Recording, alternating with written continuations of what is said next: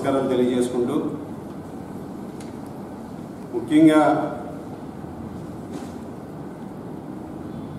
మేము అధికారంలోకి వచ్చి 100 రోజులు పూర్తవుతుంది. ఈ 100 రోజులుగాను కూడా ముఖ్యంగా తణుకు పట్టణంలో తణుకు మున్సిపాలిటీలో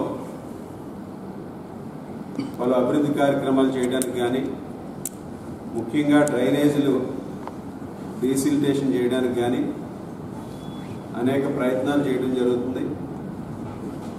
గత 5 సంవత్సరాల వైఎస్ఆర్ కాంగ్రెస్ పార్టీ ప్రభుత్వంలో మున్సిపాలిటీని పూర్తిగా భ్రష్టు పట్టించి కౌన్సిల్ లేనటువంటి సమయంలో మాజీ మంత్రి కారుమూరి నాగేశ్వరరావు గారు మున్సిపాలిటీని తన జేబు సంస్థగా వాడుకొని అన్ని విధాలుగాను కూడా భ్రష్టు పట్టించినటువంటి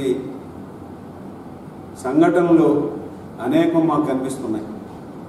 ముఖ్యంగా ఆయన శాసనసభ్యునిగా మంత్రిగా ఉండి కనీసం బాధ్యత లేకుండా శానిటేషన్ మీద కానీ డీసిల్టేషన్ మీద కానీ దృష్టి పెట్టకుండా ఈరోజు మొత్తం భ్రష్టు పట్టించారు. డ్రైనేజ్ వ్యవస్థ అంతా కూడా చిన్నపాటి వర్షం వచ్చినా డ్రైనేజీలన్నీ కూడా మునిగిపోయే పరిస్థితి వస్తుంది. మేము వచ్చిన తర్వాత దాదాపు సగం వార్డుల్లో డీసిల్టేషన్ చేయడం జరిగింది. మిగిలిన వార్డుల్లో కూడా చేయాల్సినటువంటి అవసరం ఉంది. వర్షాల వలన అది కూడా స్లోగా జరుగుతుంది. ఈరోజు అక్కడ డీసిల్టేషన్ చేస్తుంటే 3-4 అడుగులు మట్టి డ్రైనేజీలో వస్తుంది. సో ఈ విధంగా శానిటేషన్ మొత్తం భ్రష్టు పట్టించి శానిటరీ సిబ్బందిని అందరినీ కూడా ఇబ్బందులు పెట్టే విధంగా పరిపాలన సాగించాడు. అసలు విచిత్రాలు ఒక విచిత్రం కాదు. మున్సిపాలిటీని ఏ విధంగా వీళ్ళు వాడుకున్నారో జేబు సంస్థగా దోచుకున్నారనే దానికి శానిటేషన్ ఒక పక్క సరిగ్గా నిర్వహించట్లేదు, మరొక పక్క శానిటరీ వర్కర్స్ని కింద స్థాయి వర్కర్లని మాజీ మంత్రి కారుమూరి గారు ఆయన ఇంటిలో పనిచేయడానికి మున్సిపాలిటీ సిబ్బందిని అప్పనంగా వాడుకున్నటువంటి పరిస్థితి ఈరోజు కనిపిస్తుంది.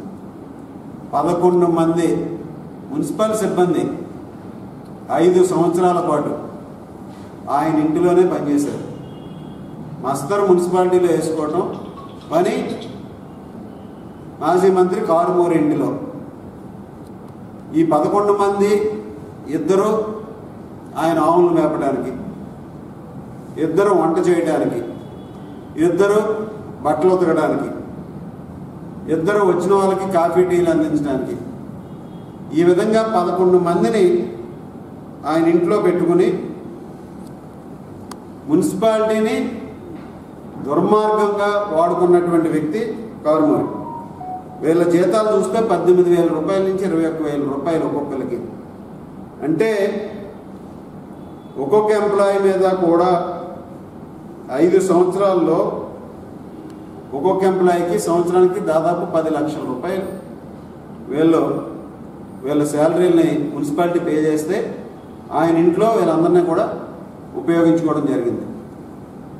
దీనికి చూసి 20,000 రూపాయలు 5 సంవత్సరాలకి ఆయన ఇంటిలో పనిచేయడానికి మున్సిపల్ సిబ్బందికి మున్సిపాలిటీ ద్వారా చెల్లించినటువంటి జీతాలు 1,18,80,000 రూపాయలు. వీళ్ళు ఏ రోజు కూడా మున్సిపాలిటీలో పనిచేయలేదు 5 సంవత్సరాలు. 5 సంవత్సరాలు కూడా ఉదయం నుంచి సాయంత్రం వరకు కారుమూరి ఇంట్లోనే పనిచేసినటువంటి పరిస్థితి.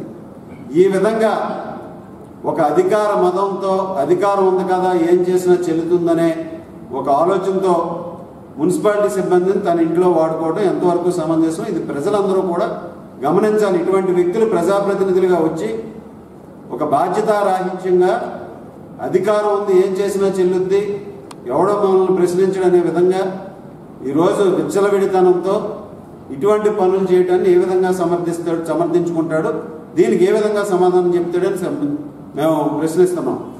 ఈ 1,18,80,000 కూడా ఆయన చెల్లిస్తాడా?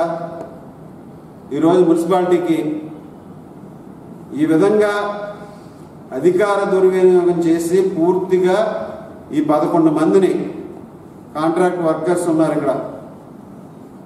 అర్లి నాగరాజు, ఉండ్రాజరపు శ్రీరాములు, నంగా నాగరాజు, మాతు రత్నాజీరావు, గండ్రాపు లక్ష్మి, సిర్రా వాణి, మందుల ఏడుకొండలు, దడాల ఆశీర్వాదం, ఉండ్రాజవరపు అచ్యుతా కుమారి, ఎండమూరి ధనరాజు ఇతను ట్రాన్స్ఫర్ అయ్యి వెళ్ళిపోయాడు, విప్పర్తి ప్రభాకర్ ఇతను ట్రాన్స్ఫర్ అయ్యి వెళ్ళిపోయాడు. అంటే ఇప్పుడు రాట్ల వర్క్లోకి వీళ్ళందరూ మళ్ళీ 9 మంది కూడా ఈరోజు మున్సిపాలిటీలో పనిచేస్తున్నారు.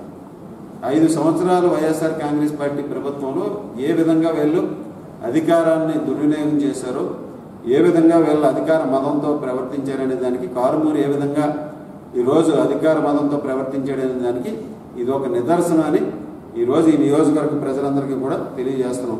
ఇది ప్రజలందరూ కూడా గమనించాలి. దీంతో పాటుగా ఒక ఇంజనీరింగ్ సెక్షన్లో ఆ రోజు కారుమూరి పిఏని కంప్యూటర్ ఆపరేటర్గా మున్సిపాలిటీ జీతం చెల్లించారు, ఆప్కాస్లో ఎంట్రీ చేయించి ఆయన కారుమూరి పిఏగా పనిచేసేవాడు. అలాగే ఒక అటెండర్ ఇంజనీరింగ్ సెక్షన్లో జీతం తీసుకోవడం, కారుమూరి దగ్గర అటెండర్గా పనిచేయడం. ఈ విధంగా ఈ 11 మంది కాకుండా వీళ్ళిద్దరు మొత్తం 13 మంది సిబ్బంది మున్సిపాలిటీ నుంచి జీతాలు తీసుకుని కారుమూరి ఇంట్లో పనిచేయడం జరిగింది. ఇది ప్రజలందరూ కూడా గమనించాలి. ఇటువంటి దౌర్భాగ్యమైనటువంటి పరిపాలనలో 5 సంవత్సరాలు మనం ఈరోజు ఈ నియోజకవర్గం అన్ని విధాలుగాను కూడా భ్రష్టు పెట్టిపోయిందని, దీన్ని ఈరోజు మేము చేయడానికి ప్రయత్నిస్తుంటే చాలా ఇబ్బందికరంగా ఉంది.